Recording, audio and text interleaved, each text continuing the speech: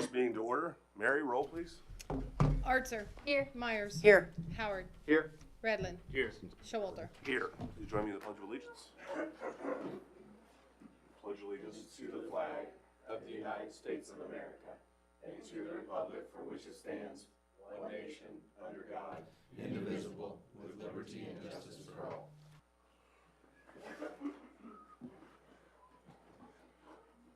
Thank you, everybody, for attending tonight. We'll go ahead and start with public hearings. We have item A, which is unfit structure at 216 East Highway 24, Lot D5. Zach? Good evening, everyone. Good evening. We have discussed this property a meeting ago, I think it was two now. There has been no further attempt on cleaning up the inside of this property. The property manager is in the process of working on the eviction side of things, but they are unable to know of a time frame as to when they will be able to get them out to clean the property. It's not habitable for humans to be in with the feces and everything across the entire property, so. They did say they were coming in to talk. I don't know if they're gonna make it or not. I haven't heard anything. Okay. Okay, we want to go ahead and open the public hearing right now then, and then move on to the next one if there's nobody here to speak. Sure. Okay. We'll go ahead and open the public hearing then for that property at 501. Is there anybody that would like to speak on behalf of 216 East Highway 24, Lot D5?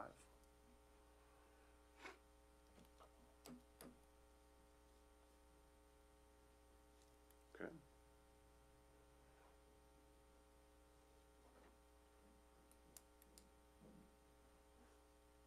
If not, we will close the public hearing at 5:02. And we will move on to item B, unfit structure at 520 West 16th. This property was brought to the commissioners in 2010. They were allowed a time period to fix the property. I believe the only thing that was corrected in that time period was a door and some windows. And then transferred ownership, I believe, 5 times until we are at, I believe, Omar would be number 6 from that time period. He has started to work on the property. He has put a roof on it. There are some structural issues with the property that will need addressed before any further repairs get done, if it is to be that it is going to be repaired. The current value on the house is $1,500 for the structure. The total is, I think, just over $5,000 for the property and the structure together. Okay. Thank you, Zach. Go ahead and open the public hearing at 5:03 for 520 West 16th. Omar, would you like to speak on behalf of the property? Yes, please. Go ahead. Good evening to everyone. Good evening. Nice to meet everyone here from Goodland. We come from Denver. Just a real background on this thing. We're trying to move out here, and we're looking at properties. I got a hold of Zach year prior to this. When we purchased the property, we went through a title company looking to see that there was no known issues, and according to all the search, there was nothing wrong. According to, as far as they can see, as soon as we purchased it, I know it says it's valued at a certain amount. That's of course not what we paid for it, and I've been talking to people here, and we're just bummed because all our savings for a long time went into this house that we thought we could just kind of repair, fix, and eventually move into. It wasn't the case. After we purchased, we started just working.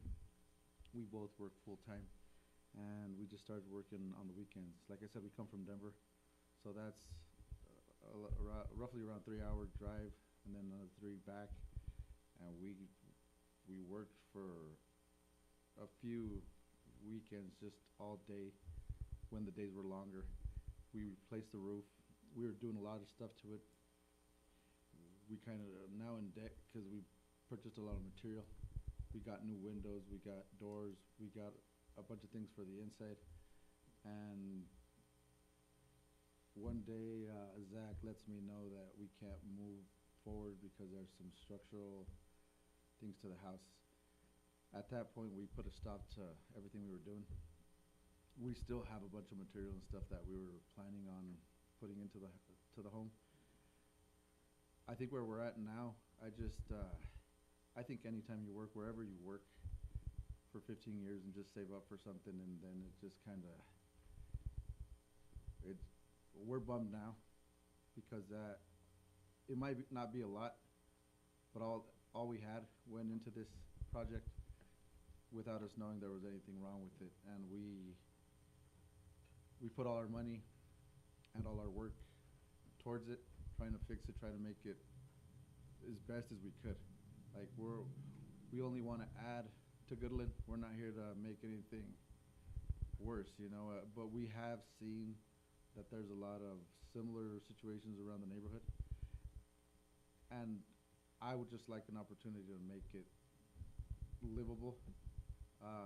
I've talked to a few people that have gone. I think the main thing is a foundation issue, and what I was told is kind of jack up the house, repair that foundation, pour it, and I think the plate wasn't on that side of the foundation, which they can do once we do that. I talked to Kent earlier, and I was just telling him this is the only way we have to make it work. Demoing the whole house or tearing it down kills all our chances to making anything work, and then we're just out of everything. But if we have a chance to make it work, to reinforce that piece, to make it livable, then we're here to do everything we can to make it work. And before we knew about it, we were working every weekend trying to make it as nice as we could. And once we put a stop to it, when he said, hold on, we have to, we're really bummed because that's where we said, is that all our savings kind of gone down the toilet kind of thing? We hoping it's not, and we hope we could do something. We hope the commission, Goodland, works with us trying to make this work, because I think there's only a certain amount of things you can do to avoid like natural stuff. Like you can't stop the wind or tornadoes or anything, but you can do as best you can to make a house strong enough to live in and workable, you know what I mean? Mhm. Okay. Does anybody have any questions for him? Not at this time. I just have one question.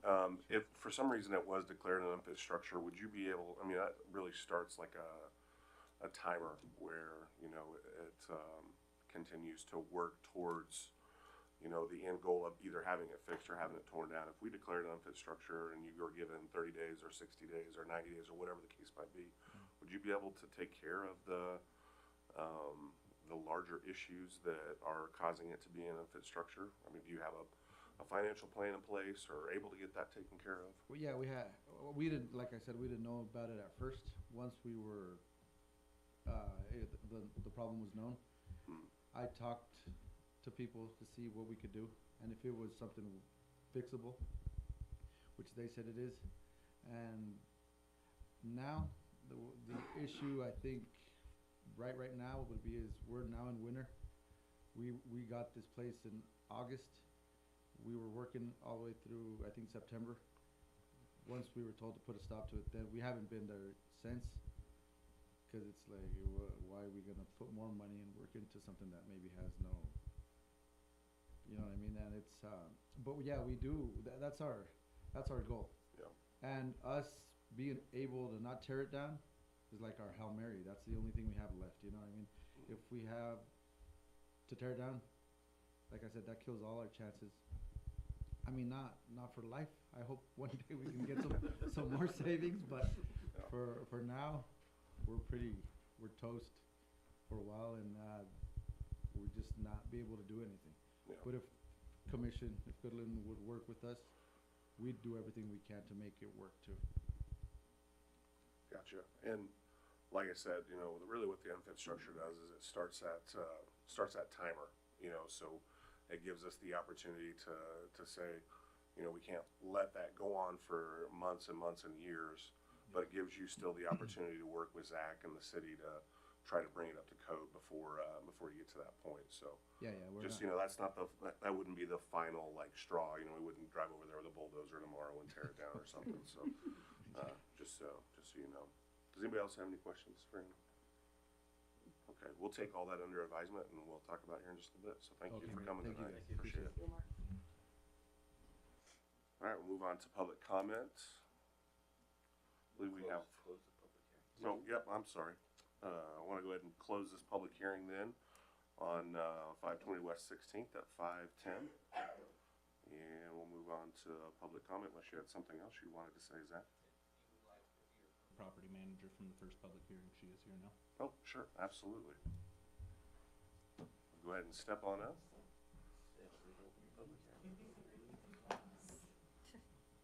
Jake, we need to reopen the public hearing then for that.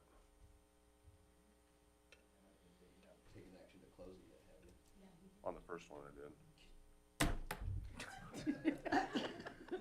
Okay. We'll just go ahead and let you speak then. You know, tell us what you have to, what your input is on that. On property. 216 East Highway 24. Yeah, Yes, I am the manager of the trailer park. My understanding is it has been condemned, and I am in the process of getting the tenant evicted out. So that way I can actually get in there and actually do the modifications to the property accordingly to keep it as a trailer. I've done several eviction notices accordingly, and the tenant does not want to abide by that. He is still living there. My understanding is from his dad that he has been doing some cleanup within the trailer, but from what I have seen driving through the trailer park and so forth accordingly, that is not the case. So more or less, I'm asking that we can get him evicted out so I can actually get in there and actually clean up that trailer and get it more livable accordingly, without having to condemn it completely and actually remove it, because there is potentials within that trailer park, or within that trailer. okay. Jake, does the unfit structure process do anything to help move along evictions? No, 'cause that's a civil matter, that's not our business. Okay, I just wanna make sure. Anybody else have any questions for Bobby Joe? Nope. Okay, we'll take all that under advisement and talk about it here in just a little bit then. Thank you, Bobby. Thank you. Thank you. All right, we'll move on to public comment. Jake, we have anybody signed up for public comment? Okay. Cynthia, come on up. I've never done anything like this before, so I'll try not to ramble. Pretty easy, just introduce yourself. You got about 5 minutes here to tell us what you I'm want to talk about. Cynthia Bowl. I've been a barber since 1999, and I've lived in this town all my life. And I owned a barber shop for 12 years before I got hurt on a horse and had to close that down. The goal has always been to go back into barbering. I'm doing that currently. So I'm here for permission, or to see if you will grant permission to open a little barber shop at the airport in your office building out there. It only needs 2 things, and I am willing to pay for those. I have somebody that can come in and do that for me. I would need water and the carpet replaced with linoleum, tile, whatever it would take to get that so that I could clean it and wash it. Other than that, I have all my equipment from my previous barber shop that would be able to be moved in there. And I'm pretty excited about it. I'm hoping you guys will decide that you want a little barber shop out there at the airport. I'd like to be in by the 1st of January, and I think I could get that taken place if you guys approve it.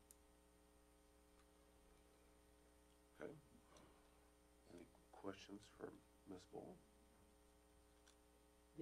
What discussed with Cynthia is that to at least present the idea tonight, and we can come back with an agreement at the next meeting as far as the actual rental agreement for the space.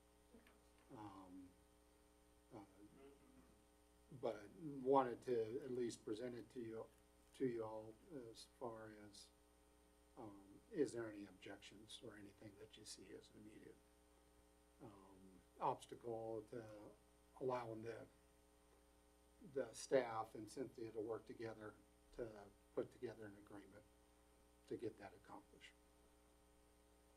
I have no objections. I just am wondering, that won't cause any like logistical issues with it being at the airport, right? With folks coming to do something No, like that? because it's no longer a commercial airport, so Okay. it's not. Okay, I It just doesn't make have sure. that type of thing in it. Okay. And there's not access to, the FAA has an office at the airport, but that's completely separate, just like the EBH engineering office is completely separate. So it's not like there's access Okay. to that part of the building. I'm curious if we know, or have an estimate for what it's gonna cost to bring water and sewer there? No, I do not. Okay, I am willing to pay for that. okay. Okay. Yeah, that would be at the tenant's expense to be able to do that, but. Okay, well, I don't necessarily see an issue with it as long as the, the water and sewer are all taken care of and paid for before we, open up any, agreement for tenantship there, but I don't necessarily see an issue with it. Better than having empty offices out there. I'm excited. Yeah. Perfect. Okay, we'll keep working with Kent and we'll see what we can do to move forward. Thank you all. All right, Thank thank you, you. Cynthia. Anybody else for public comment tonight? Okay, we'll move on to the consent agenda. Items A and B. Item A is the 12/1/2025 commission meeting minutes. Item B are appropriation ordinances 2025-24, 2025-24A, and 2025-P24. Any questions, comments, or concerns on the consent agenda? I'll make a motion to approve consent agenda items A and B. I have a motion by Commissioner Redland, Second. second by Commissioner Myers. Mary, roll please. Yes. Redland. Yes. Myers. Yes. Archer. Yes. Showalter. Yes. No presentations and proclamations. We'll move on to ordinances and resolutions. Start with item A, ordinance 1808, the electric rates. Kent?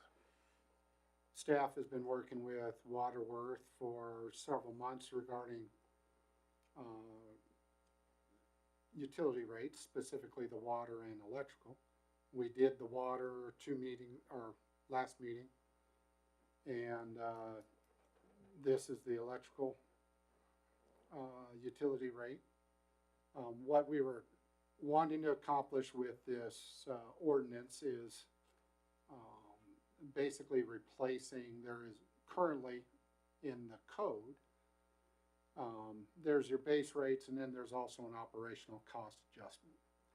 The operational cost adjustment is based on all the costs for the electrical utility. And if it's over a certain standard, then there's an additional cost placed on the bills. The situation that gets a little problematic is it's sometimes. It's not, and it's becoming more prevalent as electrical costs or the cost to maintain the electrical utility have increased significantly in the last few years. You've heard at different times when Dustin's made presentations on different items to be able to purchase for the electrical utility, that the inflation factor in the electrical sector is in the 10s and 20s and 30%, not single digit increases in inflation on an annual basis. So the OCA is becoming more prevalent. It happens more often during the year, and it gets to be more and more difficult to explain to people this is the additional cost that we're adding to the bills. So with the assistance of Waterworth, we went through it and have presented this ordinance that will, if it's approved, then would basically replace that operational cost adjustment and basically spread those costs out on a more even basis. So that it's every month, yeah, it'll be more as far as the base unit charge, but there won't be an additional cost that sometimes is X and then sometimes is 3 times X. We won't have that situation. It'll be more where people can depend on what the electrical or what the electrical portion of the bill will be. We included in your packet, what also happened in the last few weeks is that Sunflower and Prairieland gave us what they are increasing the wholesale power rate that we pay for 2026. They did that at their board meeting and they just notified us last weekend regarding it. So we really didn't have this in here until now. But we also included in your packets, we included that notification, we included the ordinance and we included the notification from Elena Larson with Prairieland. And then we gave you an example in the 3 categories that we have for electrical usage. We have residential, we have small commercial, and we also have large commercial. And gave you an example from the 4 different, basically January usage is quite a bit different than July usage, just because air conditioning and everything else is the main user of electricity during the summer. But gave you January, April, July, and October in those 3 categories. And you notice with the increase, it compared it to the current bill for the last year. And there's some variation, but it's very small variations amongst those different categories and amongst those different seasons. And then we also gave you a breakdown of residential per month, also at 3 different levels. Basically just with the base charge, with if they use no electricity at all, if they use 500 kilowatts, or if they use 1,000 kilowatts, and then also the high, which obviously for some months that's higher in the summer. The January bill is because everybody turns their lights on at the end of the month, but or during this month, it's billed in January. So that gives you an examples, and hopefully that gives an example of what it is. And what the staff is recommending is that to be able to pass the ordinance, and then we'll also state that we'll be suspending the operational cost adjustment, that section that has the OCA. And then we'll monitor this. We'll come back to you in a few months and see, have we accomplished what we thought we did? And are we still maintaining what we need to operate the electrical utility? We're not saying this is the final answer, but like Waterworth has in their thing, it's to monitor it on a regular basis. We have not raised electrical rates for several years. And I will tell you that the large utilities all around have raised their electrical rates several times in that time period. Both Excel back in Colorado and Evergy in Kansas City area and Wichita area. And we have not. That's not saying that it's an excuse to raise rates. What this is just trying to do is basically establish the switch so that we don't have this variable optional element added to the bills. We just want it straight ahead to the consumer. So hopefully that provides enough information for you, and the staff will stand for questions if you have any. Well, remembering the charts, I'm trying to think, why is small commercial above large commercial? I don't Because large commercial also has a demand factor. Gotcha, okay. So small commercial does not have a demand, but for the largest consumers, and there's, Shauna, there's how many in the large commercial category?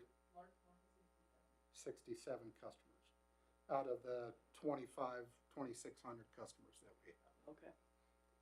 So, and of the commercial's what, 400, 500 customers? Somewhere there. Okay. So the large commercial is only 67 of those 400, 500. So, and the idea is that they use so much energy with the large commercial that there's a demand factor. Okay. So, Thank you. I do notice on the charts that you provided us with examples, there are a handful of cases where this would make their monthly bill less. In a few cases, which is nice to hear. Which is kind of the goal. Not the goal, but I smooth things over a little bit. it'll be helpful to the You. folks that it'll happen to. Yeah. But,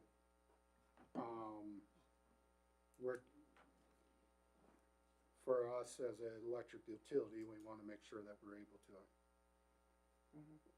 accomplish the things we do to be able to maintain that utility. Yeah. So, Also gives like a sense of conservation, you know, for water and electrical, which I guess is kind of roundabout, because you want to be in a lower tier, right? that's right, and this does, thank you for mentioning that. This ordinance also adds an additional tier for the high-end electrical, just a little bit. That'll cost more towards the top end. So there is a way to reduce the bill, and it's just not to use near as much. But it is not as significant as the water was. Yeah. And you said that this ordinance would include removing the OCA, or would that be another? What we will want to do is suspend the OSA for right now, because we basically do want to eventually replace it for just the power purchase, because there's still, that is something that if electrical costs rise an extreme amount, almost every electrical utility has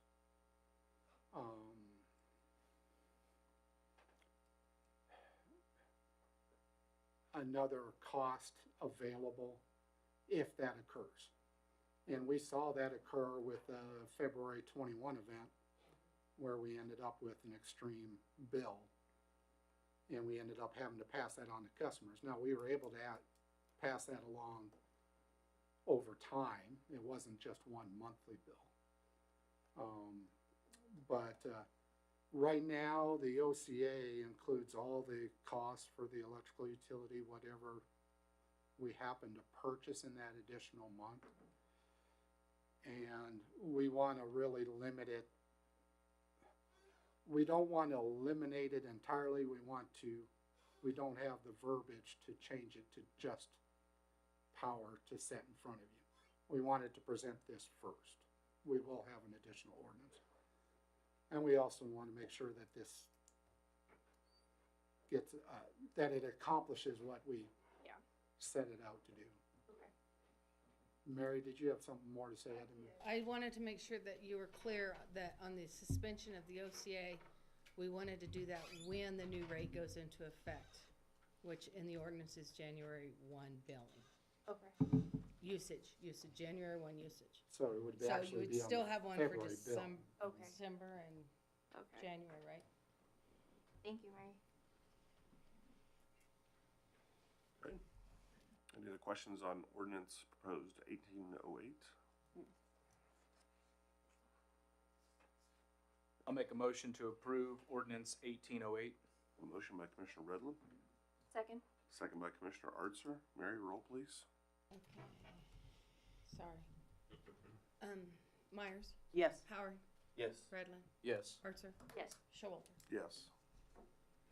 Thank you. Move on to item B, ordinance 1810. amending the text of the management of uses of right-of-way.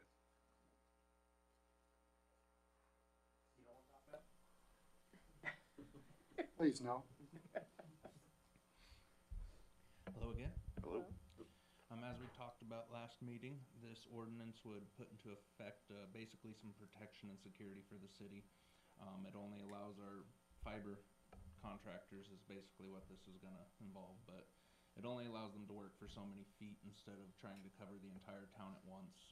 And a good example just happened actually on Friday.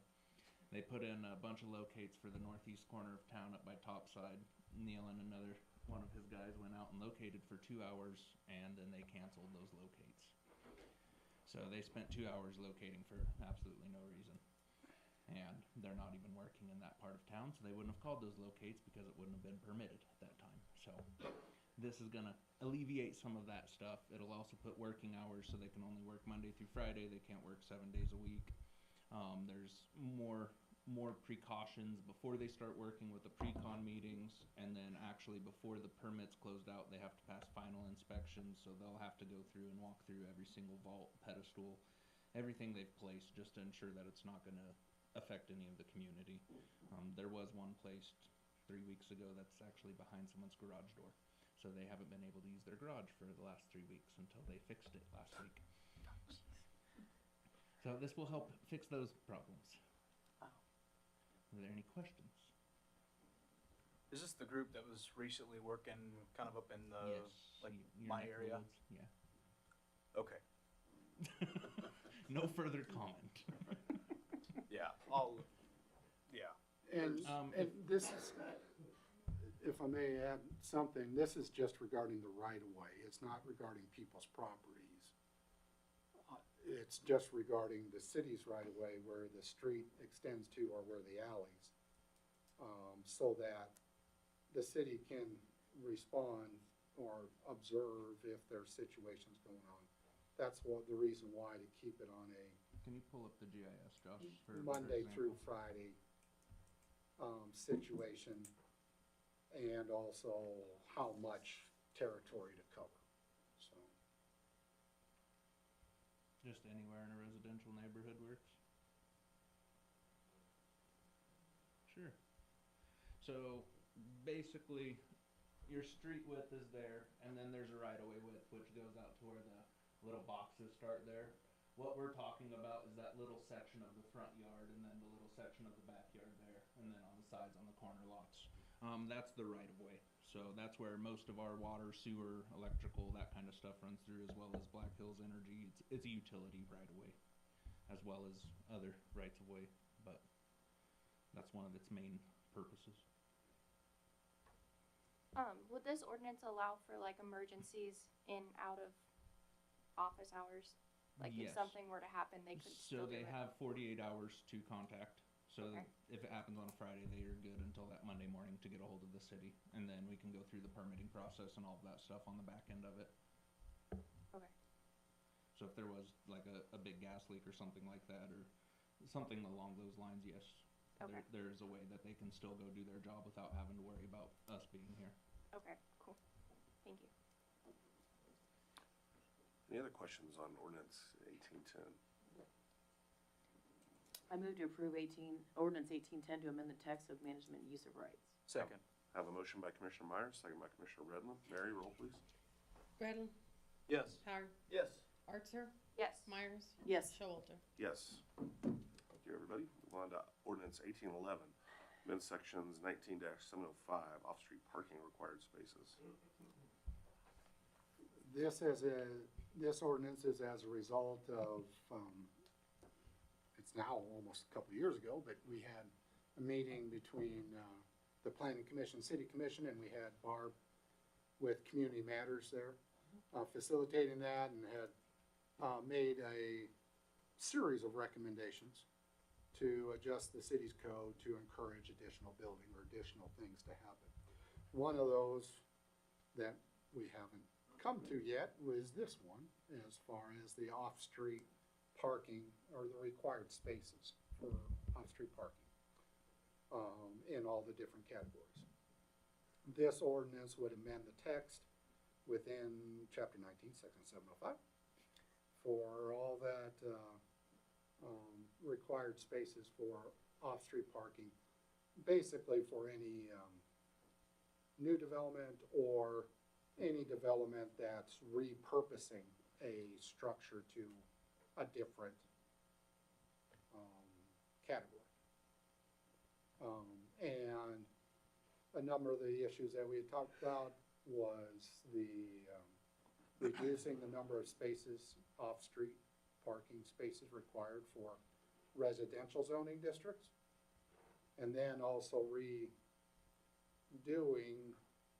so it has a little bit more connection, as far as the number of spaces required for certain commercial uses.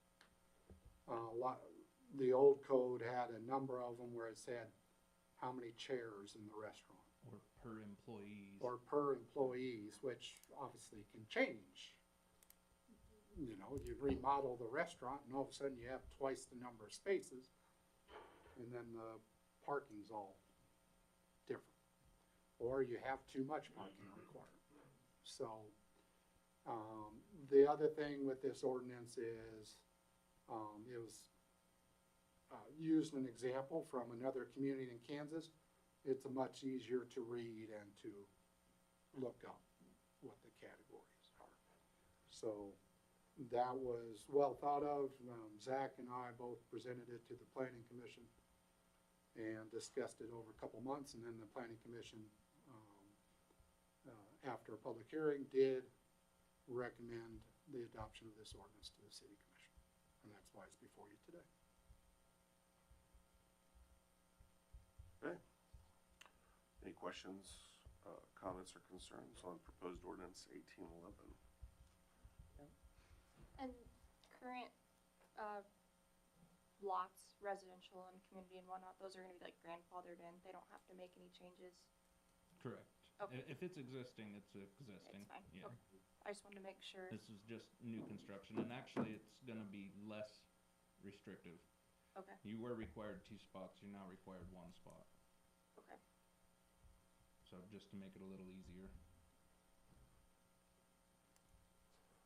Yeah, I think the purpose of Barb's work a few years ago was to try to make all these ordinances easier to understand, make them more builder-friendly, more community-friendly, so. I'll make a motion to approve ordinance 1811. Second. I have a motion by Commissioner Redland, second by Commissioner Howard. Mary, roll please. Myers, Yes. Archer, Yes. Howard, Yes. Redland, Yes. Showalter. Yes. Move on to item D, ordinance 1812, authorizing the levy of a general 1/4 cent citywide sales tax.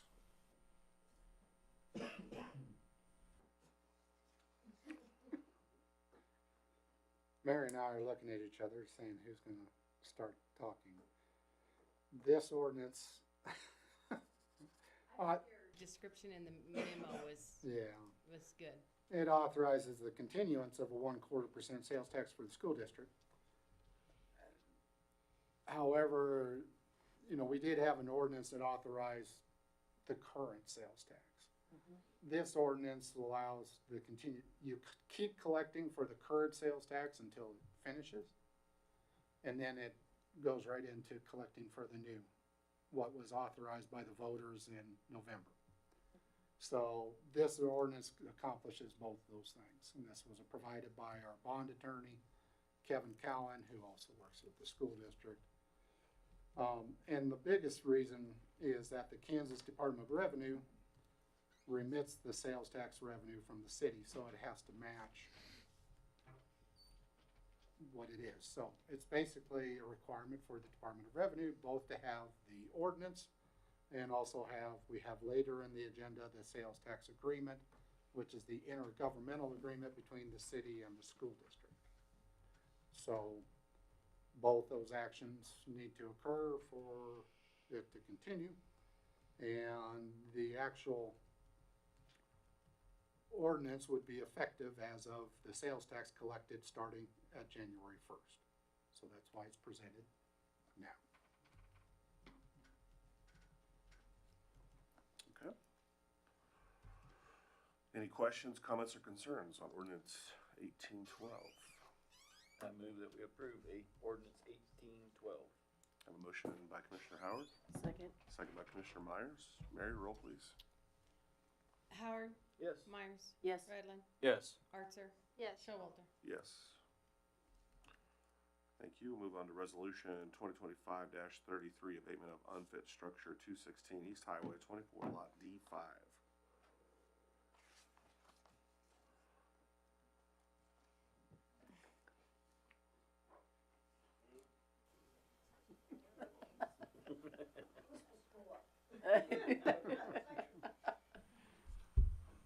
Okay, so we make a decision. All right, so where are we set?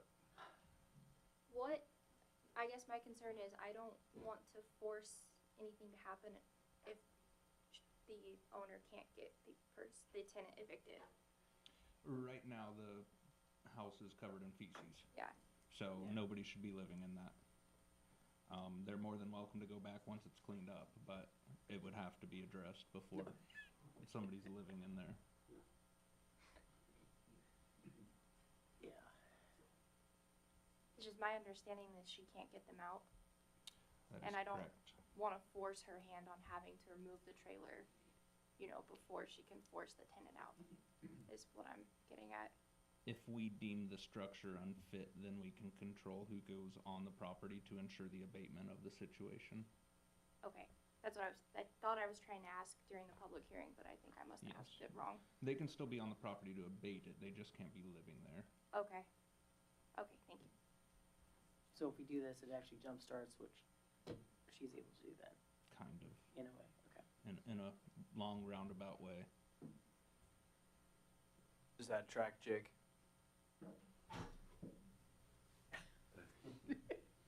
What is your real question? If it's any consolations, I have pictures of what the trailer looks like on the inside. And I would just assume have the tenant evicted because he will not listen to me. I've served eviction notices, so forth accordingly, and he absolutely refuses to move out. So by condemning the trailer at this moment and forcing him out of that trailer, that gives me the opportunity to actually go in and actually clean the trailer and make it livable once again, with nobody being able to be living within the property. I understand that. My main focus is I just want to make sure that we are doing things the correct way. And if we do something like this and then we say you need to get out, do we have legal ground to do so as the city? That's why I'm asking Jake. Okay, there you go. So, the two sides here, we've got our code, that's what we're talking about with the abatement and all that stuff. The eviction, as far as if he has a right to live there, or again, to continue to live there, whatever, that is their issue. Yep. That's the landlord and all that other stuff.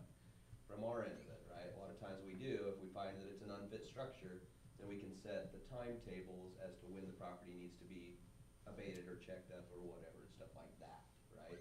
So just because, again, if you deem it as an unfit structure, find that it meets the criteria, that doesn't mean that, well, sorry, we're locked into this thing, it's gonna get towed or get bulldozed or whatever.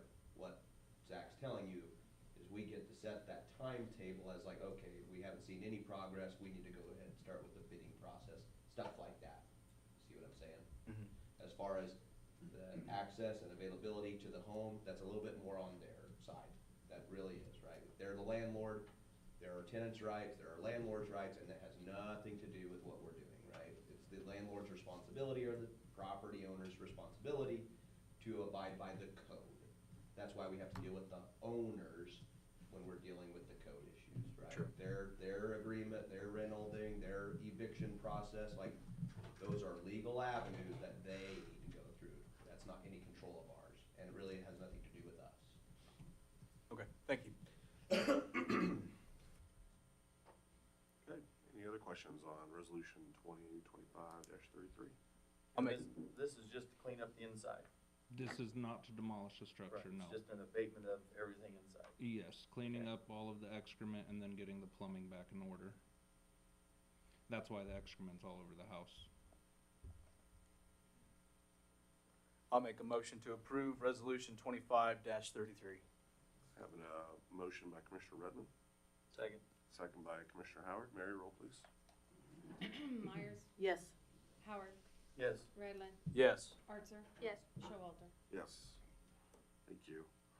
Moving on to resolution 2025-34, abatement of unfit Jason structure. has something. Yes, sir. I meant to catch you guys before you approve that, but are you gonna post, what are you posting on the outside of that then? Because it's a little bit different. Are you gonna post anything on the outside of the Yeah, I'll trailer still post it. I'll go with Jake tomorrow. to only allow entry at certain times? Mm-hmm.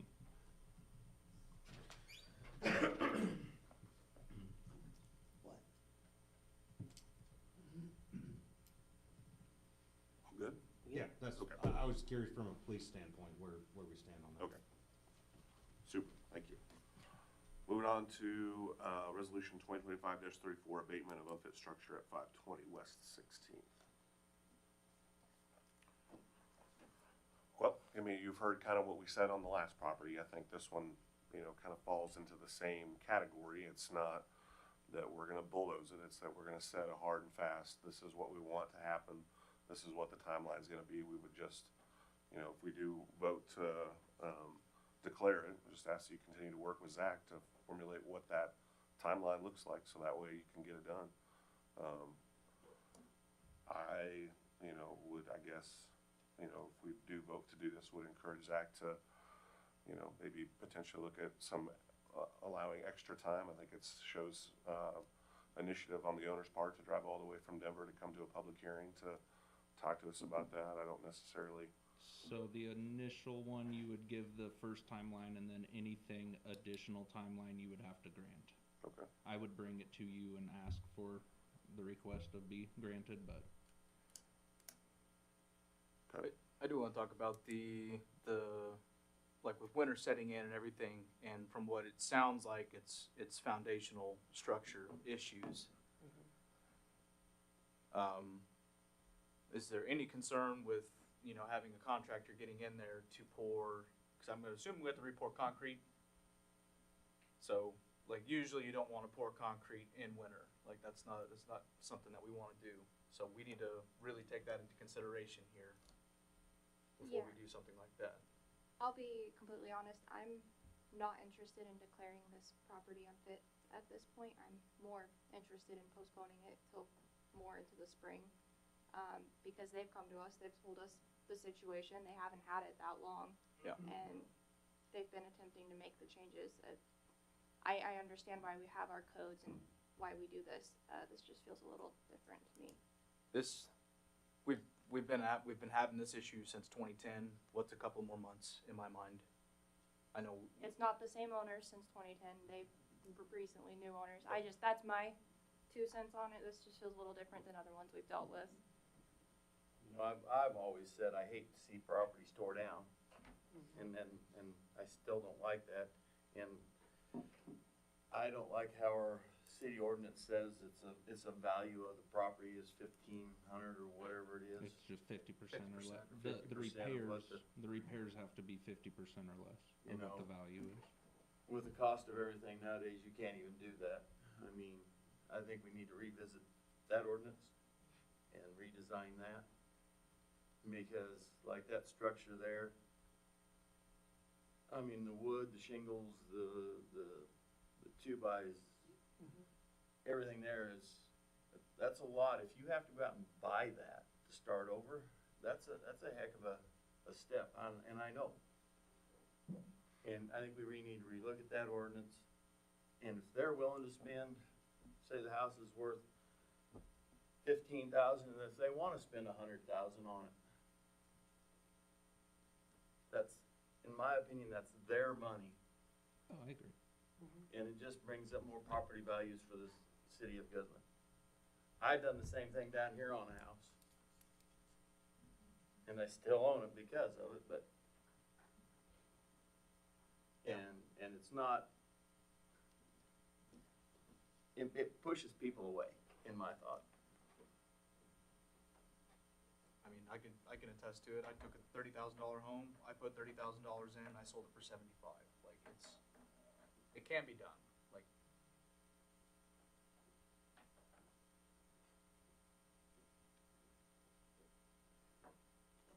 One thing that I do think, and if the communication is good between the property owner and Wazag, as far as setting a schedule or Which it is. timeline.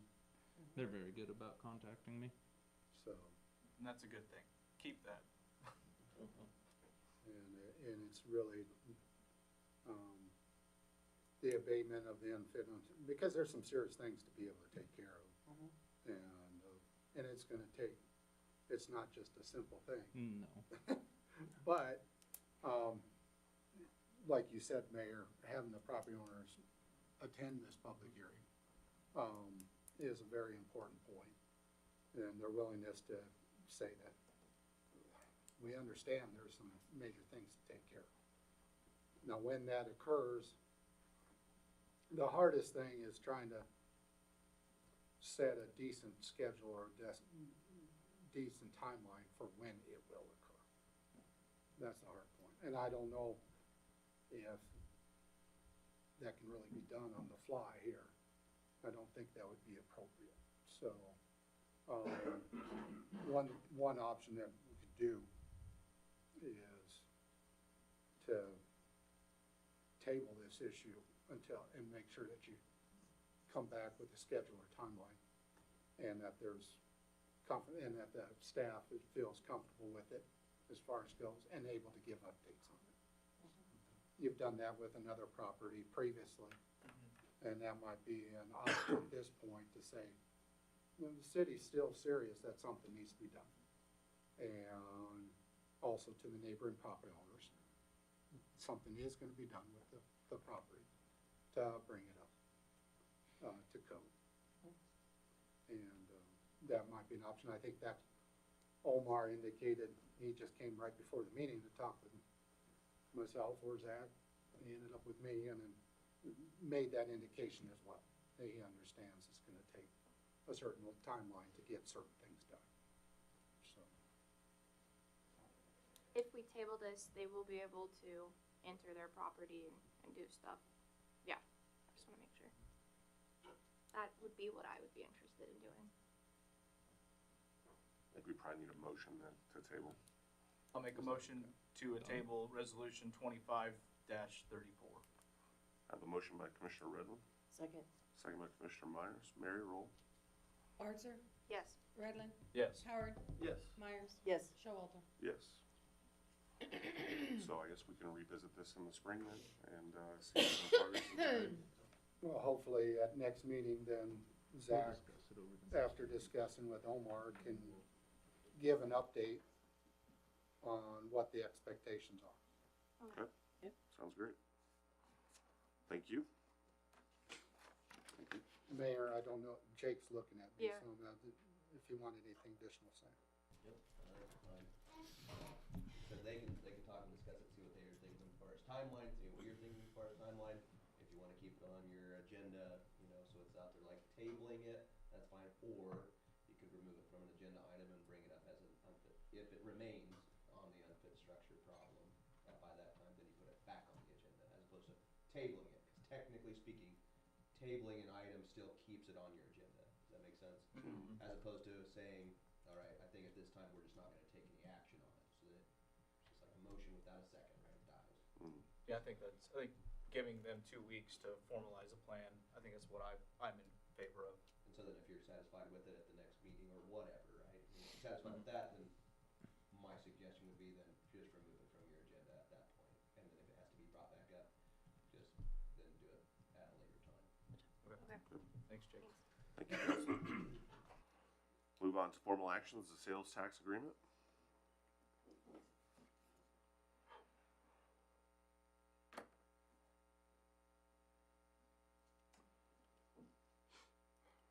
As I was saying before, regarding the sales tax ordinance, this is the intergovernmental agreement. And it'll take action by both the city commission as well as the school board. And then it'll be sent to the Secretary of State's office for an approval of an intergovernmental agreement. And then that'll be it.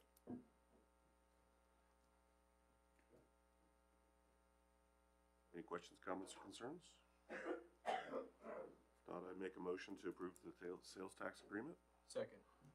I have a motion by myself, a second by Commissioner Redland. Mary, roll please. Myers, Yes. Archer, Yes. Howard, Yes. Redland, Yes. Showalter. Yes. Move Now, on. I did say that he did not want the agreement formally signed and executed until the bond closing occurs, in Okay. case there's a millionaire who decides to give a bunch of money to the school district. That's just a formality. It could happen. Yeah. All right, thanks, Kent. Move on to item B, the cereal malt beverage license renewal for 2026.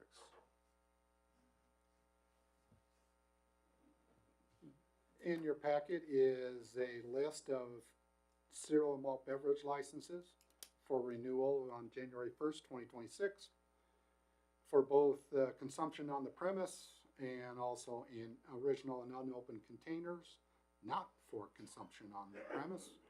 We do this on an annual basis. The only one that is still remaining, and I did not ask Crystal today, but the rec room is still pending inspection approval. I don't know if there's any, Ready by the end of the week?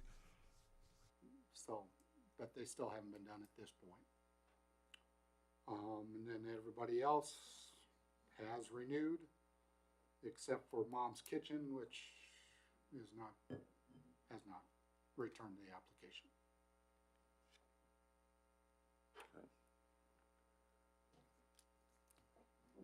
Kent, would it be good then to do a motion approving these minus the rec room, or do we want to just say motion to approve pending the rec room? Yes, pending the inspection approval. Okay.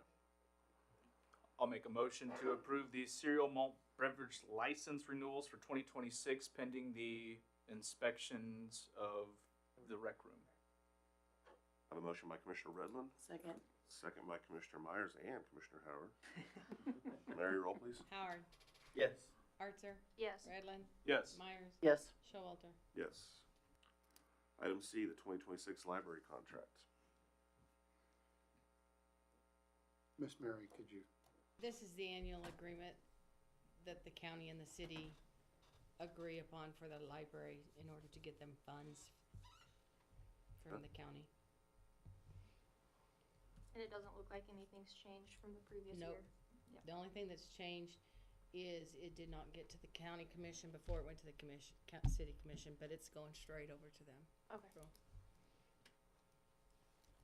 Well, I'll move to approve the 2026 library contract. I have a motion by Commissioner Howard, Second. second by Commissioner Redland. Mary, roll please. Redland, Yes. Archer, Yes. Myers, Yes. Howard, Yes. Showalter. Yes.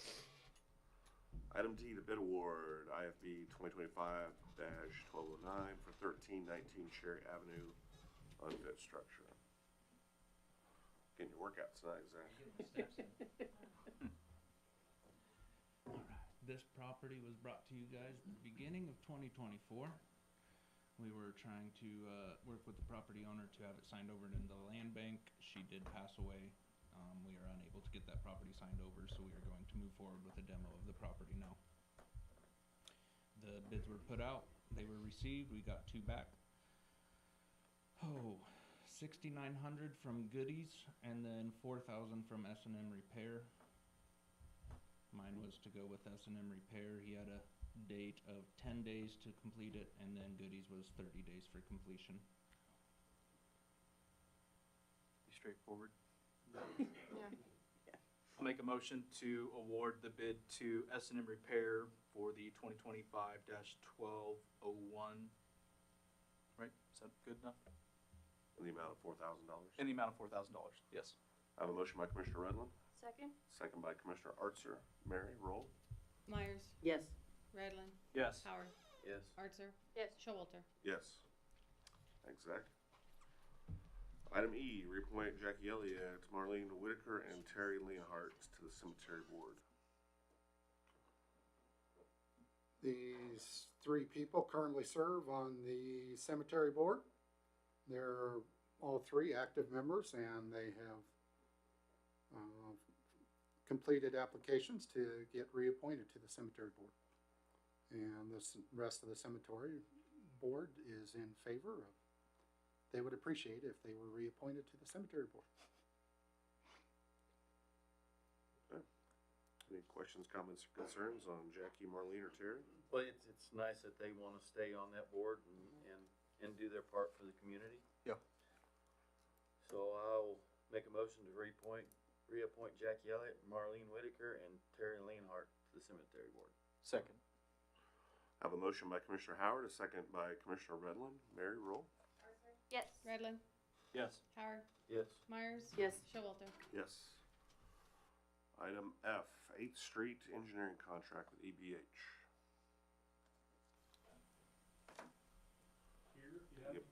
Appears out of the shadows. Where'd you come from? Didn't even know you were here. I know. Right on cue. If anybody's gonna ask about the pilot, no, we don't have a plane. You know, if you saw that in the back of the contract, that was something somebody asked once before. So yeah, I don't know if you guys have any questions about the contract. Obviously, it's gonna take some time to design. And those are some bigger numbers, but this project being almost, well, basically a mile long, is going to take a substantial amount of time to construct, but then also on the design side too. So as part of our contract there too, we do have in there about the lighting improvements that you guys discussed being an alternate or an option. So we'll get with an electrical engineering or a company in order to get all that underway too. So yeah.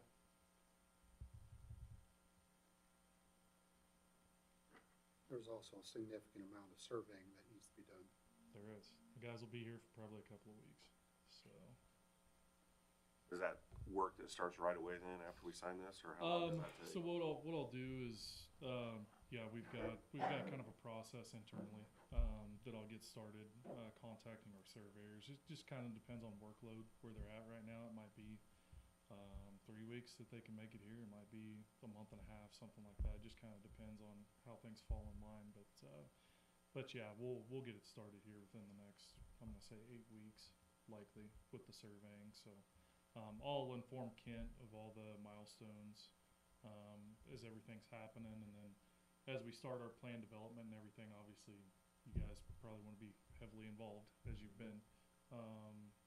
We'll bring those field check plans, final check plans, all that stuff to you guys before we even think about going out. That way you guys are comfortable with everything we're putting on paper before it goes out for bids.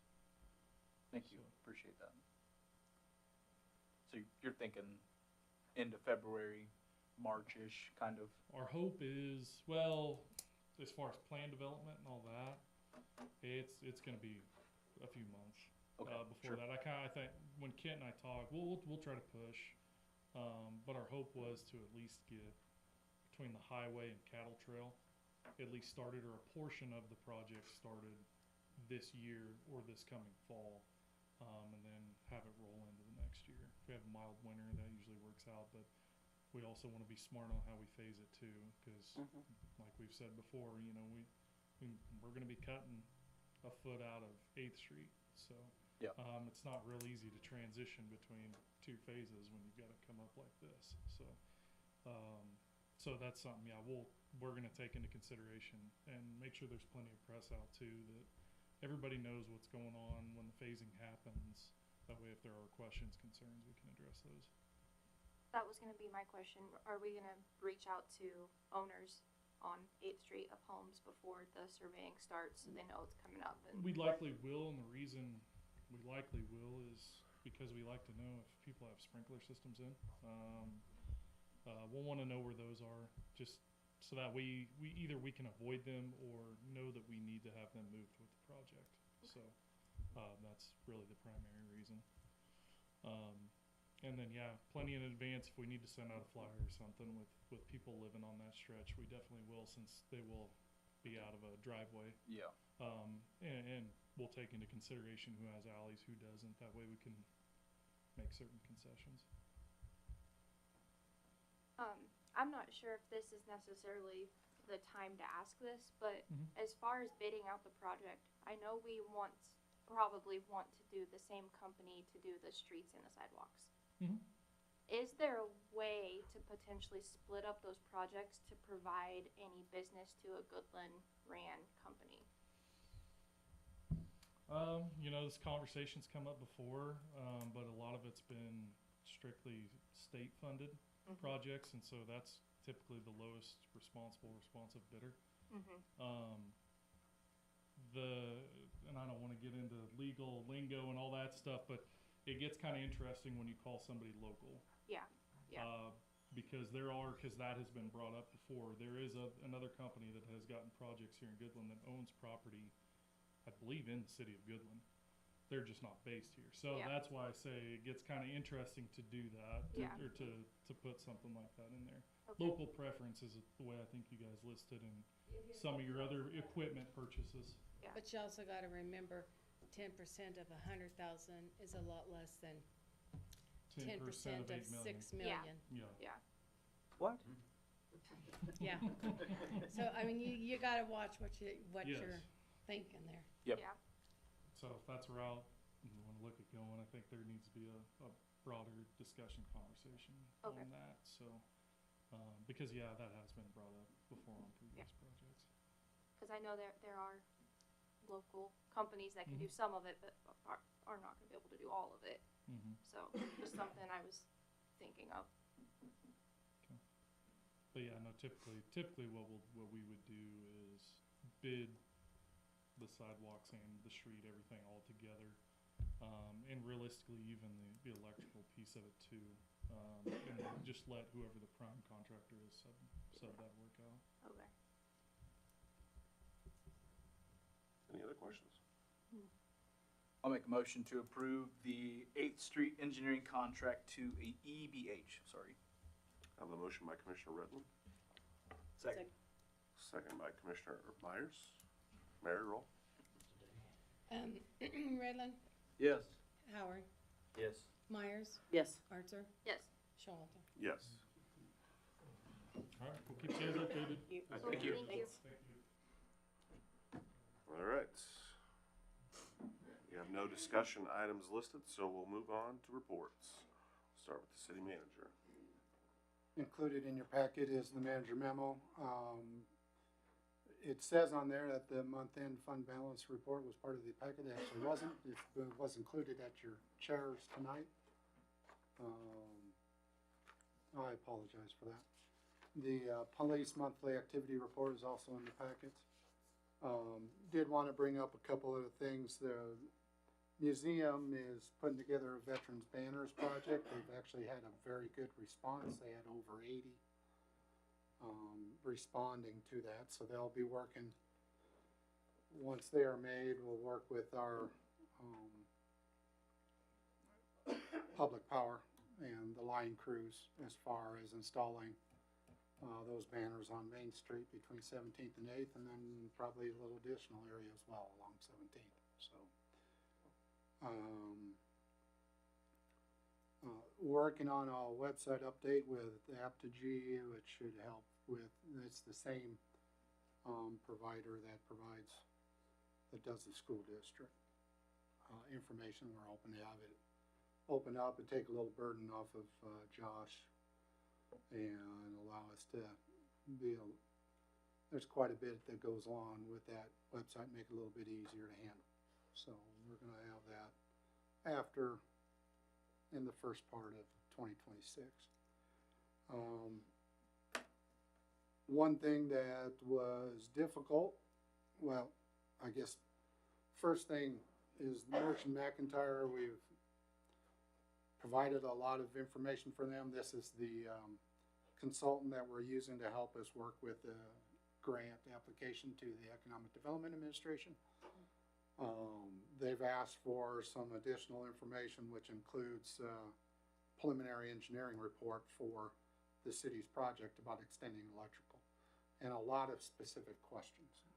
So I am reaching out to Mid-States Engineering, which is with KMEA, which is the Kansas Municipal Energy Agency, which we signed the contract to provide power starting in 2027. This is the engineering firm that works with that outfit, and hopefully we can work with them to complete this preliminary engineering report. I have not heard back yet if we're gonna have to end up with because it's gonna be a little bit of work. It's not a simple thing to get it completed, so I don't know what that will entail. I don't think it will entail a complicated contract or anything, but it might be a little contract that comes for your approval. The one additional thing is we just had the transportation van today ended up in not operational, and it actually has a transmission that needs to be replaced. So we completed, and that's the point-to-point transportation program that a lot of people use if they don't have a car to get certain places. We completed today's route with using a different car, but it is certainly wasn't ADA accessible. We contacted the state, and they are trying to find another option for us that we could use. If you remember, some of the commissioners were on board at that time. We had A bus, right? yeah, we had a previous vehicle that ended up involved in an accident, and it was not operational. We ended up having to go across the state to Waldona to pick up this vehicle, and we brought it back from the other side of the state and we've used it for the last couple of years. It may be that situation again, but for the rest of this week, it may be very difficult for us, and I would say we probably will have to have the service out of service for the rest of this week, and until we get an option back, because none of our current vehicles meet that standard of ADA accessible is the biggest problem. We could probably still transport people on it, but then if you're providing different levels of service, you get in trouble with the state. So who provides some of our funding, or the majority of our funding actually, for that point-to-point service. So we're scrambling to try to find an option because we know people depend on it to get certain places. So that's as far as our plan is at this point regarding the transportation van, but that's all we have. Thank you, Kent. Any questions for our city manager? Okay, we'll move on to the city commissioner. We'll start here on my left with Commissioner Redland. I just want to say thank you to everybody that's in the city. I want to wish you all Merry Christmas and a Happy New Year, because we won't be back before then. So that's everything from me. Commissioner Howard? Same thing, Merry Christmas and have a Happy New Year. Be safe. Commissioner Myers? Yeah, enjoy the holidays, and we'll see you next year. Commissioner Archer? Now I have to say happy holidays, because Yeah. everyone else did. But also, we did have another year of Topside Tip-Off come and go this weekend, and it went really well.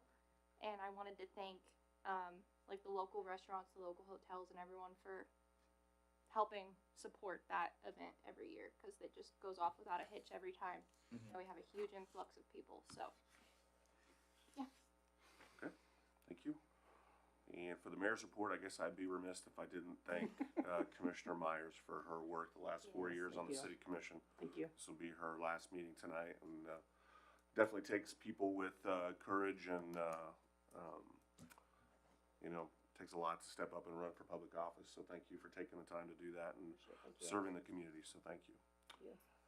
And with that, I would make a motion to go into executive session under the authority of KSA 75-4319 B1 for personal matters for non-elected personnel. For no longer than 10 minutes. And who? Just the commission and the city manager. Thank you. Sorry about that. Do I have a second? Second. Second by Commissioner Howard. All those in favor say aye. Aye.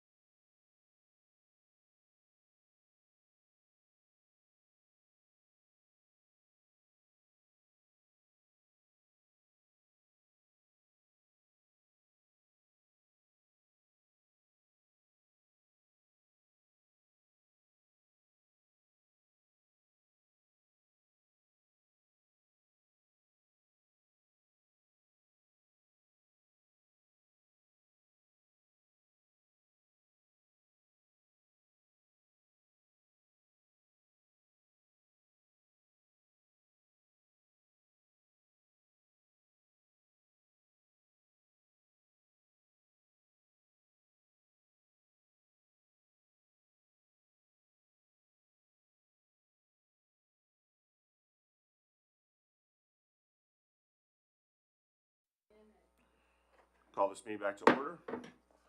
And I'd like to make a motion to go back into executive session under KSA 75-4319B1 for personal matters that include non-elected personnel for a period of no more than 5 minutes, including the city commission and the city manager.